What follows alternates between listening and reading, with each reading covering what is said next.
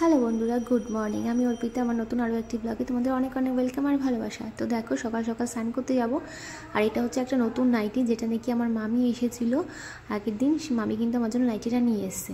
তো আমার বেশ ভালোই লেগেছে। আর যেহেতু ফ্রন্ট ওপেন আছে, তাই জন্য কিন্তু আমার সুবিধা হবে মিহির জন্য, মিহিকে ফিট করাতে। তারপরে দেখো, স্নান করে চলে এসেছি কিন্তু ছাদে এসে এখন একটুখানি জামা কাপড় সেরকম কিছু কাচার নেই, পরে কাচার দু একটা আছে। এখন চলো নাইটিটা আমরা মেলে নিই, যেটা নাকি আমি স্নান করেছিলাম, বাসি নাইটিটা ছেড়ে নিই। আর এখন দেখো না, আগে একটুখানি চুল আঁচড়াবো, বুঝেছো? তারপরে গাছের যত্ন করব। ওরে বাবা, তোমাদের আমি চুল নিয়ে কি বলবো বলো তো? আমি না এরপরে মনে হচ্ছে পুরো টাক হয়ে যাব। তোমরা কি বলতে পারবে যে এরকম আফটার প্রেগনেন্সি এরকম কি সবার সাথেই হয়, যে এরকম চুল এত উঠতে থাকে, এত উঠছে, কি বলবো তোমাদেরকে। তো দেখো, আমার চিরুনি দিতেই যেন চুলে ভীষণ ভয় করছে, জানো তো। আর শ্যাম্পু করেছিলাম তার আগের দিনকে, তো জট কিন্তু ভালো করে ছাড়ানো ছিল, কিন্তু তারপরে গাদাখানি চুল উঠছে। আর আমার এখন মনে হচ্ছে কি, আমি চিরুনি দিয়ে চুল আঁচড়াবই না, তাহলে আমার বেশি বেশি চুল উঠছে। কিন্তু আমার মা বলছে না, চুল না যত আঁচড়াবি তত কিন্তু তোর চুল আরও বেশি উঠবে। তোমরা তো জানো যে আমি একটা স্পেশাল তেল মাখা শুরু করেছি। এখনও ফল হাতে কিছু পাইনি, ফল পেলে তোমাদের সাথে শেয়ার করব রেমেডিটা, যে আমি কীভাবে কী করেছি না করেছি। তো আপাতত তো আমি ওটা 2 দিন মেখেছি, ইউজ করেছি। কারণ কেউ যদি মাখিয়ে দেয় না, তাহলে ভীষণ ভালো হয়। আর অরূপকে জানো তো, আমি বলে বলে ফেড আপ হয়ে গেছি, তেল মাখিয়ে দাও, আজ না কাল, কাল না পরশু, পরশু না তরশু, এরকম এখন না তখন, দুপুরে মাখাবো, সকালে মাখাবো, বিকেলে, রাতে, এরকম বলে বলে আমাকে পুরো লাস্টে একদিন কী করছি, রাগের চোটে আমি নিজেই মাখা চালু করে দিয়েছি। তারপরে মা একদিনকে মাখিয়ে দিয়ে গেছিলো, এইভাবে কিন্তু হয়েছে। যাই হোক, দেখো চুলটা ভালো করে কিন্তু আঁচড়াচ্ছি, আর যতবারই আঁচড়াচ্ছি ততবারই চুল উঠছে। তো সবাই যেরকম বাড়ি থেকে চলে গেছে, যেরকম মনটা একটুখানি ভালো নেই, সবাই চলে গেছে। বেশ একটা অনুষ্ঠান হলে ভীষণ ভালো লাগে। তার ওপর কিন্তু মিহি কিন্তু শরীরটা ভালো নেই, সেটাও একটা কারণ, যে শরীরটা ভালো নেই। মেয়েটার শরীর ভালো থাকলে, হাসি খুশি থাকলে ভীষণ কিন্তু ভালো লাগে। কিন্তু দেখা যাক, সবাই তো বলছে যে, অরূপ বললো সন্ধ্যের মধ্যে অনেকটাই কিন্তু ভালো হয়ে যাবে। দেখা যাক কীভাবে কী হয় না হয়। আর ও ভালো হয়ে গেলে তোমরা বুঝতেই পারবে, ব্যাস ওর দুষ্টুমি পাগলামি কিন্তু সব চালু হয়ে যায়। দেখা যাক সারাদিনে কীরকম থাকে, তোমাদেরকে তো অবশ্যই জানতে পারবে, তোমরা অবশ্যই জানতে পারবে। সব কিছুই তোমাদের সাথে মোটামুটি সব কিছু শেয়ার করি, পার্সোনাল কিছু বাদ দিয়ে সব কিছু শেয়ার করার চেষ্টা করি। আর তোমরা অনেকেই আমার ভিডিও দেখছো, অনেকেই কমেন্ট করছো, ভীষণ ভালো লাগছে। সুন্দর সুন্দর কমেন্ট পেতে কিন্তু সবারই ভালো লাগে। আর এত দূর এগিয়ে এসেছি, আমার 867-65 মতন সাবস্ক্রাইবার হয়েছে, শুধুমাত্র তোমাদের ভালোবাসায়। তোমরা আমাকে আরও ভালোবাসা দাও, আমি যেন আরও এগিয়ে যেতে পারি। সবাইকে যেরকম ভালোবাসা দাও, আমাকে একটুখানি ভালোবাসা দিও, একটু তোমাদের থেকে ভালোবাসা দিও, তাহলে ভীষণ ভীষণ ভালো লাগবে। আর এখানে দেখো, এটা আমি কী বলছি বলো তো? আমার শাশুড়ি একদিনকে গোবর, আমাদের এখানে প্রচুর গরু আছে, যেটা নাকি আমার মায়েদের ওখানে পাওয়া যায় না। তো এখানে গোবর সারটা, গোবরটা ওরা ছিল, সেটা আমার শাশুড়ি এনে রেখেছিলো। আমি কী করেছিলাম, প্লাস্টিকে করে হাত দিয়ে ধরে, এরকম বড় একটা রঙের, আমাদের পুরনো বালতি ছিল, যেহেতু আমাদের রঙের কাজ হয়, তো সেটার মধ্যে জল দিয়ে গুলে নিয়েছি। আচ্ছা, তোমরা অনেকেই কমেন্টে জানিও, যে যারা গাছের বিষয়ে ভীষণ জানো, যে শুধু গোবরটা এরকম ডাইরেক্ট দিলে কি ভালো হতো, নাকি আমি এরকম জলে গুলে তারপরে দেখুন একটা বোতলের মধ্যে ভরে, আমি সেই বোতলের জল জল হিসাবে সেইভাবে কিন্তু সার হিসাবে দিচ্ছি। আর এটা না আমি পরপর দিচ্ছি না, ধরো একদিন বাদ দিয়ে কিন্তু এই জলটা আমি দিচ্ছি। জানি না কি কতটা কি উপকার পাবো, যতদূর শুনেছি যে ভালোই উপকার পাওয়া যায়। এরকম খোল শাশুড়িকে আনতে বলছে অনেকদিন ধরে, যে খোল এনে দাও, খোলটাকে ভিজিয়ে খোল পচা জলটাও কিন্তু দেবো। তো শাশুড়ি ভুলেই যায়। আর তারপরে কিন্তু চাল ধোয়া জলও কিন্তু কদিন দিচ্ছে, যে দেখা যাক কদিন মনে থাকে। চাল ধোয়া জলও কিন্তু এর সাথে কিন্তু দিচ্ছি। আর এই গাছগুলো তো তোমরা অনেকেই জানো, যে যখন আমরা ঠাকুর পুজো দিতে গেছিলাম আমার ছেলের জন্য, সেই জায়গা থেকে কিন্তু এনেছিলাম, পাটুলি থেকে, অন্য জায়গার পাটুলি, কি আর একটা জায়গার নাম জানি না, তো সেখান থেকে কিন্তু এনেছিলাম। তারপরে চলো, জল টল দেওয়া হয়ে গেল, এখন যাব নিচে। এই যে যেই কথা সেই কাজ, নিচে চলে এসেছি। সব থেকে বিরক্তিকর কাজ এই যে জল ভরছি আমি। আর আমাদের তো জানো যে অ্যাকোয়াগার্ডটা খারাপ হয়ে গেছে, অরূপ বলেছে একটা অ্যাকোয়াগার্ড নতুন কিনবে, দেখা যাক কবে কিনতে পারি। তো আপাতত এখন আমরা কেনা জল এরকম জারেই কিন্তু খাই। আর এখন বসে নিয়েছি, কারণ অনেকগুলো বোতল ভরবো, তো তাই একটুখানি বসেই ভরছি, না পিঠের ওপরে ধরে যায়, কুকুর হয়ে নিচু হয়ে কাজ করতে হবে। দেখা যাক, জলগুলো ভরে নিই। তারপরে আবার রান্নাঘরে অনেক কাজ আছে, রান্নাঘরে তো শুধু আমার শাশুড়ি শুধু রান্নাটুকুই করে। আর অনেকেই মনে করে যে শুধু রান্না করলে বাড়ির সমস্ত কাজ করা হয়, আজকে না, শুধু রান্নাটুকু করলে সমস্ত কাজ হয়ে যায় না। যারা রান্না করে তারা ভাবে আমরা সব রকম সব কাজ করে ফেলেছি, কিন্তু রান্না করার বাইরে যে কাজটা তোমার থাকে যে সেটা যে কতটা চাপের, সেই কাজটা কিন্তু অনেকেরই চোখে পড়ে না, ঘরে কেউ কাজ করে না কিংবা কাজ করতে পারে না। এরকম একটা কিন্তু আমাদের বাড়িতে এরকম কারোর অভিযোগ নেই, কিন্তু অনেকেরই কিন্তু থাকে। তো সেটাই কিন্তু রান্নাঘরের কাজে করবো। তো শাশুড়ি না এখন দেখছি রান্না হয়নি, আমাদের প্রচণ্ড বেলা হয়ে যাচ্ছে, তাই ভাবলাম কি আমি ওপরে চলে আসি। দেখো আজকে আমি অনেক দিন ধরে মনে মনে ভেবে রেখেছিলাম এই জানলাগুলোকে ভালো করে মুছবো, তারপরে এইখানে সেই জন্য কিন্তু চলে এসেছি। আর আগের দিনকে তো মা পুরো ঘর ঝাড় দিয়ে মুছে রেখে গেছিলো। আমি কিন্তু এই ওপরে দোতলার ঘরটা রোজ দিন মুছি না, রোজ দিন ঝাড় দিই, দুদিন একদিন বাদ দিয়ে আমি মুছি। কারণ যেহেতু ওপরটা আমার টাইলস, তো ড্রাই টাইলস কিন্তু রোজ জল দিয়ে কিন্তু মুছতে নেই। আর এখানে এত ধুলো মানে কি বলবো, আমাদের যেহেতু একটু রাস্তার পাড়েই বাড়ি, মানে সারাক্ষণ গাড়ি ঘোড়া যেতেই থাকে।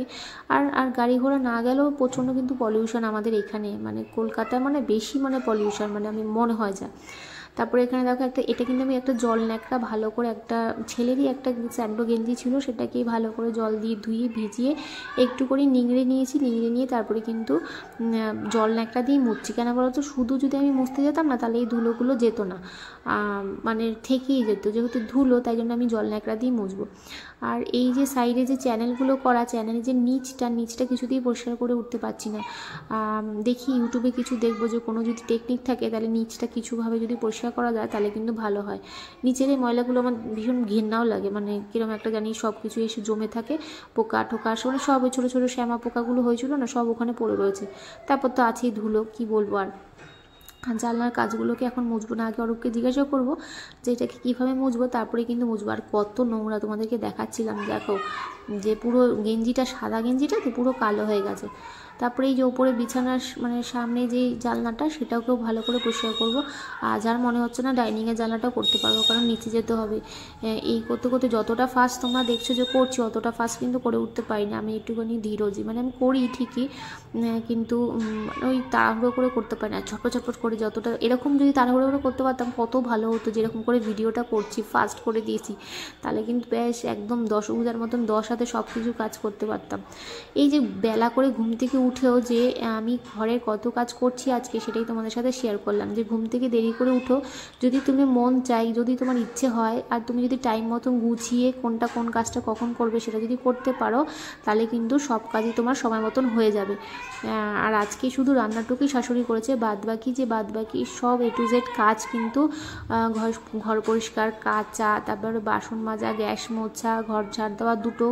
ওপরে তো নিচের ঘরে তো শুধু পিসি কাজ করে দিয়ে চলে যায়, মানে বাসন তারপরে গোছানো থাকে, টেবিল মোছা থাকে, তো এগুলো যাবতীয় কাজ। তারপরে মিহিকে স্নান করানো, ছেলেকে খাওয়ানো, মিহিকে মাঝে মিনিটে মানে আধ ঘন্টা পরে কিন্তু খাওয়ানো, তারপরে ছেলের তো জামা কাপড় দেওয়া, ওকে স্নান করিয়ে দেওয়া, এসব যাবতীয় কাজই কিন্তু আমার করতে হয়েছে। আর দেরি করে ঘুম থেকে উঠে আজকে তাড়াতাড়ি কিন্তু সব কাজই মোটামুটি করে ফেলতে পেরেছি।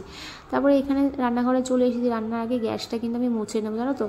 আর আজকে একটা কাজ করব, গ্যাস মুছে এখন দেখো না, মানে আমার আগের দিনকে যে কড়াইটা রান্না হয়েছিল, মানে আমি করেছিলাম ননস্টিকের, সেটা না ভালো করে আমার পিসি মাজে না, মানে উনি মাজে না, প্লাস আমার শাশুড়ি কী করে খুন্তি দিয়ে, মানে নর্মাল যে খুন্তি, মানে সেগুলো দিয়ে কিন্তু রান্না করে। আমার কড়াইটা মনে হয় গেছে, ওটা মানে নষ্টই করে দিয়েছি যতদূর সম্ভব। একটুখানি রাগই হয়েছিলাম, সকালবেলা প্রচণ্ড রেগে গেছিলাম। পিসি কী করেছিল জানো তো, একটা চামচ দিয়ে ওটাকে ঘষা আরম্ভ করেছে। ওনাকে আমি বলেছি তুমি রেখে দাও, করতে হবে না। উনি তো আবার চামচটা রেখে কী করেছে, তারের যে জালিগুলো হয় সেটা দিয়ে ঘষতে আরম্ভ করেছে। আর আমি এতটা প্রচণ্ড রেগে গেছিলাম, আমি সচরাচর রেগে যাই না, ওরকম বয়স্ক মানুষের উপর রাগটা আমার ঠিক হয়নি, কিন্তু আমি ওনাকে বলছি তুমি রেখে দাও, তোমাকে কে করতে বলেছে, আমি তো তোমাকে কড়াইটা মাজতে বলিনি। তারপরে আমার শাশুড়ি দেখছে যে আমি প্রচণ্ড রেগে গেছি, তারপরে উনি এসে বললো তোমাকে তো কড়াইটা মাজতে বলিনি, তাহলে তুমি কেন মাজছো, ও যখন বলছে রেখে দাও।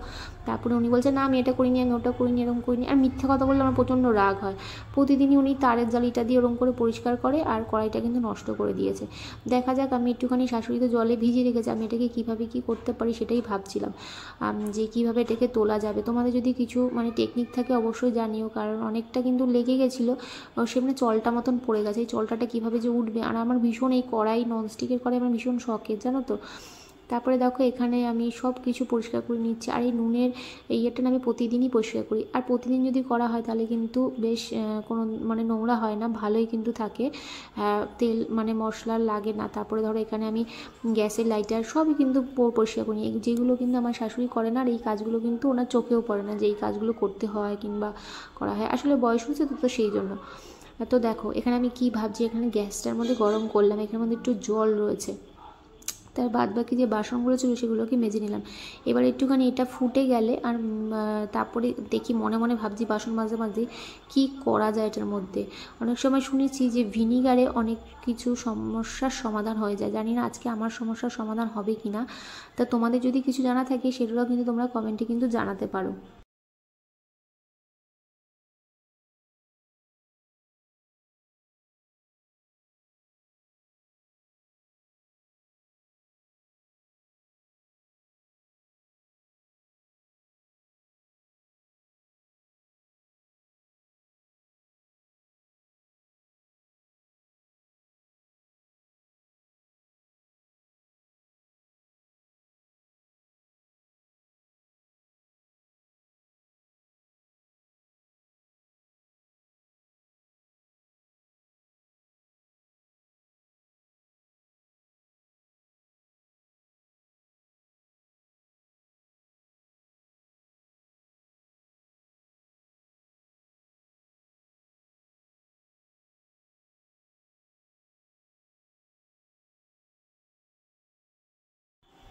এইখানে দেখো এটার মধ্যে ভিনিগার দিয়েছে আর ভিম লিকুইড আর রয়েছে জল। লেবু আমার বাড়িতে ঘরের নেই, তো এটা দিয়ে কিন্তু ফোটানোতে কিন্তু অনেকটা কিন্তু উঠে গেছে। তোমরা ভাবছো যে আমি এই খুন্তিটা দিয়ে কেন নাড়াচাড়া করছি, এটা দিয়ে কিন্তু তোমাদেরকে দেখানোর জন্য আমি জাস্ট এটাকে করছি, কারণ অনেক যে কালো কালোগুলো দেখছো না এগুলো কিন্তু এটা ফোটানোতে অনেকটা উঠে গেছে।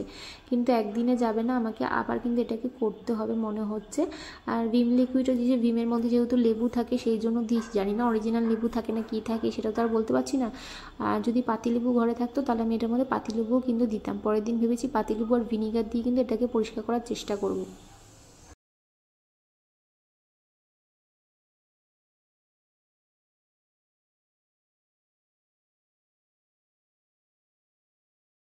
আজকে একটা খুশির খবর দিই, মিহি কিন্তু একা একা উল্টাতে শিখে গেছে। একা একা এরকম উল্টে যায়, আবার উল্টে যদি যায় সেটাও কিন্তু একা একা কিন্তু সোজা হয়েও কিন্তু যায়। সেটা ও 3-4 দিন ধরে করছে, মানে একা একা উল্টোচ্ছে, একা একা সোজা হয়ে যাচ্ছে। খাটের মধ্যে শুয়ে ধরো এখানে শোয়ালে পরে এখানে যদি শোয়ায় ঘুরে ঘুরে ঘুরে ওইদিকে যাচ্ছে, কিন্তু ওই যে প্রপার হামাগুড়ি সেটা কিন্তু দিতে পারছে না। প্রপার হামাগুড়িটা এখনো শেখেনি, কিন্তু উল্টাতে কিন্তু পাচ্ছে। একটুখানি হাতটা ঠিক করে দিই তাহলে ওর কষ্টটা কম হবে, কিন্তু বাড়ির লোক ওকে দেয় না, উল্টাতে বারণ করে আমাকে, কারণ হচ্ছে নাকটা না নষ্ট হয়ে যাবে। এই যে দেখো নাকটা এরকম করে দিচ্ছে, তো তাই জন্য বলছে নাকটা ওই ডলে ডলে কিন্তু চ্যাপটা হয়ে যাবে। এ মাম্মা একা একা উল্টে গেছে, মিহি কিন্তু আজকে একা একা উল্টে গেল। মিহি একা একা উল্টাতে শিখে গেছে, আর যখন হাঁপিয়ে যায় তখন এরকম করে শুয়ে পড়ে ধার কাজ করে।